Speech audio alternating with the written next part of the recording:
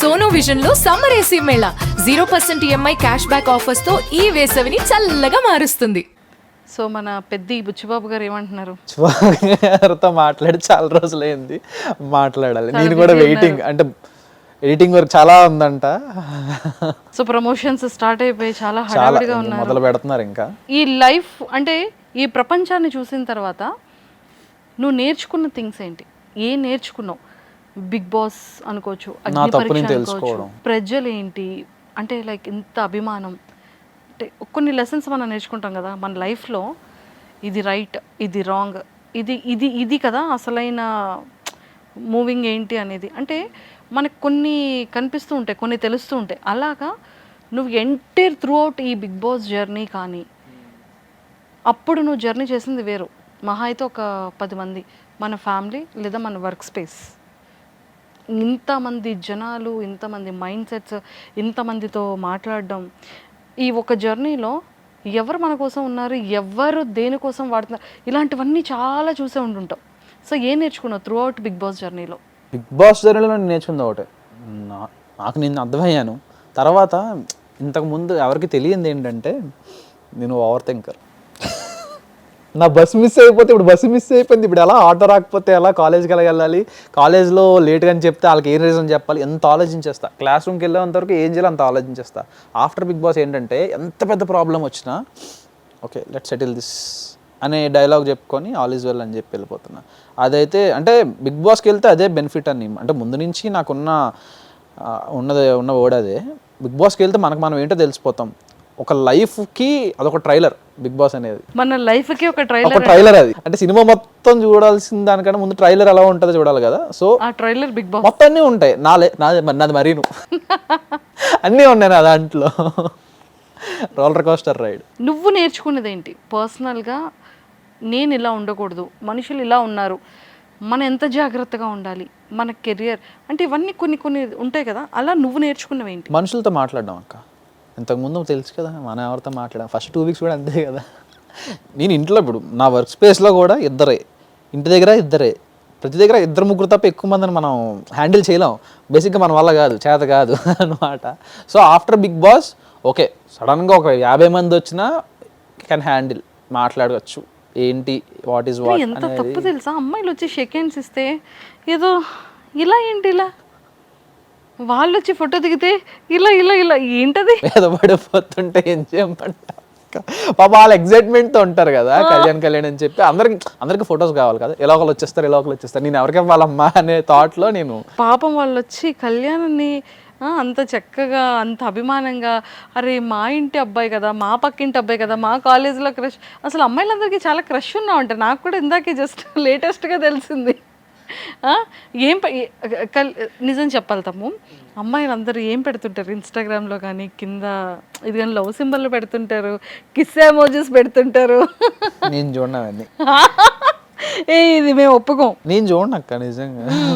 Hot అవుతారబ్బా, చూడరంటే hot అవుతారు. తెలుసు కదా అకౌంట్ నీకే దొరకలేదు అగ్ని పరీక్ష అప్పటికప్పుడు క్రియేట్ చేసిన అకౌంట్ అది. ఎవరికైనా ఇన్స్టాగ్రామ్లో ఒక అకౌంటే ఉంటుంది, మనం ఏంటో 2-3 అకౌంట్లు క్రియేట్ చేసుకో, పాస్వర్డ్లు మర్చిపోయి.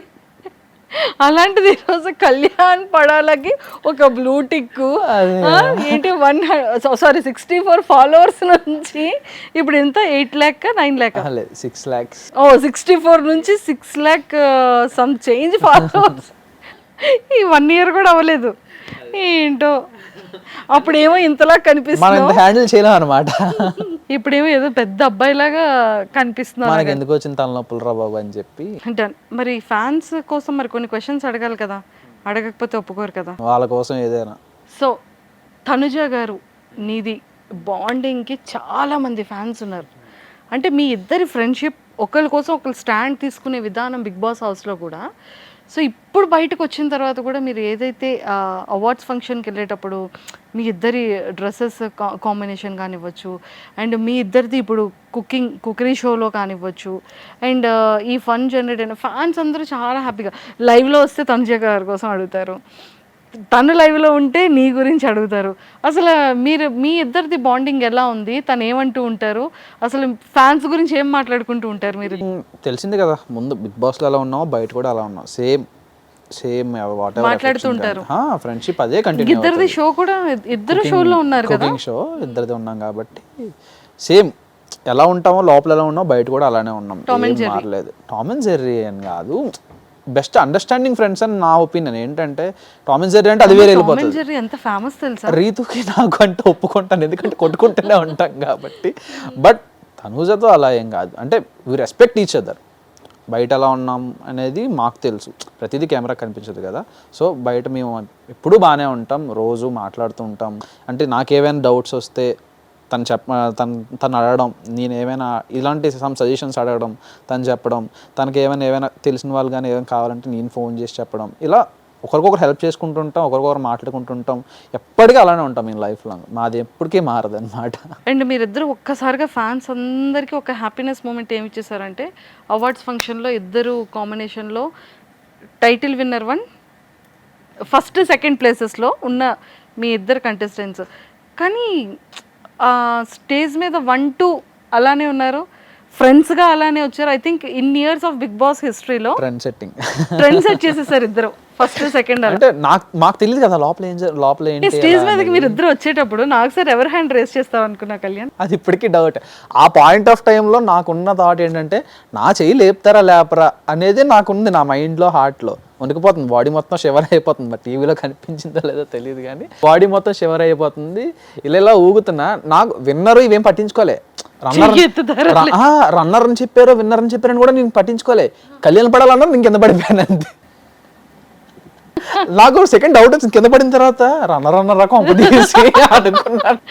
విన్నరే కదా అనిపించింది. అంటే అంత అవుట్ ఆఫ్ కంట్రోల్ అయిపోయాను నేను, బాడీ మొత్తం షివర్ అయిపోతుంది. ఏం జరుగుతుంది అంటే సింపుల్ థింగ్ కాదు కదా అక్క. ఇప్పుడు ఒక్కొక్కరికి ఒకలా ఉంటుంది, నాది వేరు కదా. ఎక్కడి నుంచి అక్కడికి వచ్చి లాస్ట్ వరకు వచ్చి 99 దగ్గర అవుట్ అయిపోవడం కరెక్ట్ కాదు కదా లైఫ్లో. అనుకున్నా సాధించావు కదా, అంతా ఎవ్రీథింగ్ హ్యాపీ. ఓకే, సో మీ ఇద్దరు కోసం ఫ్యాన్స్ అడుగుతున్నప్పుడు ఏమనిపిస్తుంటుంది? యా డెఫినెట్లీ, అంటే ప్రతి దగ్గరికి వెళ్ళిన అడిగే క్వశ్చన్ అంతే, వాళ్ళందరూ కూడా అదే చెప్తా, మేము బాగానే ఉంటామండి, మాకేమైంది అని చెప్పి. సో తనుజ గారు బయటకు వచ్చిన తర్వాత నీకు ఇచ్చిన ఎలాంటి సపోర్ట్ ఎలా ఉంది? లైక్ గ్లిమ్స్ది అడిగేటప్పుడు గ్లిమ్స్ గురించి ఫస్ట్ రిలీజ్ అవ్వగానే వెంటనే ఫోన్ చేసి సూపర్ ఉంది, చాలా బాగుంది, మంచి నైస్ ట్యూన్ అది అని చెప్పి. అండ్ తర్వాత ఆర్ఫన్ మాట ఇచ్చావు, మాట ప్రకారంగా నిలబడ్డావు. అండ్ ఎంతోమంది పిల్లలకి ఒక మంచి అంటే ఈరోజు పిల్లలు ఇంకా ఇంకా ఇంకా డబల్ హ్యాపీగా ఉన్నారంటే బికాస్ ఆఫ్ కళ్యాణ్ పడాల కదా. సో ఆ స్టాండ్ తీసుకున్నావు. ఇప్పటి వరకు ఎవరు అలా చేసిన వాళ్ళకి అనిపించలేదు కానీ ఇన్ని సీజన్స్లో you are the one. So అది ఎలా అనిపిస్తుంది ఆ మూమెంట్? అంటే నేను ఇంత జరిగిపోతుందని నేను ఎక్స్పెక్ట్ చేయలే. నాదేంటంటే అప్పట్లో నేను ఎప్పుడు వెళ్ళినా అడిగేవారు, ఇలా ఇబ్బంది అవుతుందండి, ఒక 2-3 అడాప్ట్ చేసుకుంటే మాకు బడ్డెన్ తగ్గుతుందండి అని అడిగేవారు. నా దగ్గర అప్పుడు మనకెంత, మన శాలరీలే మనకు సరిపో, నేనేం చేయగలను రా బాబు అని సైలెంట్గా ఓకే అండి అని చెప్పేసి నేను వచ్చేసామండి. ఇప్పుడు నాకు ఎంతో కొంత అవకాశం వచ్చింది కదా, సో ట్రై చేసా. ఓకే అది పెద్ద మ్యాటర్ కాదు కదా అని చెప్పి అనుకొని వెళ్ళా. ఫస్ట్ ఎవరిని ఎక్కించుకున్నావు? ఇంకా కార్ రాలే, ఇంకా రాలే, ఆన్ ప్రాసెస్లో ఉంది. సో మమ్మీ హ్యాపీ కదా. మా టీవీ షోకి తీసుకొచ్చావు మొన్న మదర్స్ డే. అసలు నిజంగా రోహిణి గారు కామెడీ టైమింగ్ నెక్స్ట్ లెవెల్ ఉందబ్బా కదా. అందరికీ ఇంట్రడ్యూస్, మా అత్తగారు, మా ఆంటీ. అమ్మో గ్యాప్ ఇవ్వట్లే, ఒక్క మాట్లాడినివ్వక్క భయపడుతుంది మా అమ్మ. కానీ అసలు అక్కడ సిచ్యువేషన్ గ్యాప్ లేదు, అక్కడ క్రియేట్ చేసుకుని మరి వచ్చి పాపం మాట్లాడే కదా. బట్ రోహిణి ఒక మంచి కామెడీ టైం, వెరీ టాలెంట్, చాలా మంచి టాలెంటెడ్. అసలు ఆ టైం మొత్తం అందరూ నవ్వారబ్బా, నేనే నవ్వుకోలేకపోతున్నాను. కొంచెం మీరు ఉండండి, కొంచెం పక్క మళ్ళీ రాకండి, కొంచెం టైం ఇవ్వండి. నవ్వి పొట్టనే పోస్తుంది, అంత చేస్తుంది. వంటలు ఎక్కడో నేర్చుకుంటున్నావు అని విన్నాను, కూకట్పల్లి ఎక్కడో వంటలు నేర్చుకుని అక్కడ వెళ్ళి షోలో వంటలు చేస్తున్నావు అని విన్నాను, నిజమేనా? కూకట్పల్లిలో అంటే ఇగో అక్క నేర్పేది, బామీజ్ వాక్ ఇచ్చిన ఒక యూట్యూబ్ ఛానల్ ఉంటుంది, అక్క కొంచెం నేర్పేది. ఇంకొకరు నా ఫ్రెండ్ సిద్ధు అని చెప్పేసి షఫ్ అనమాట, తను కూడా నేర్పించాడు. సో మొత్తానికి ఇక్కడ ప్రయోగాలు చేసినవన్నీ కూడా అక్కడ కుక్కర్ షోలో చేస్తున్నావు. అందరూ బాగానే ఉన్నారా? ఎవరు వాష్రూమ్స్కి అయితే ఏం వెళ్ళట్లేదు కదా? మనకు అంత సీన్ లేదు, ఫస్ట్ ఆఫ్ ఆల్ అంత చేయను కదా మనం. సో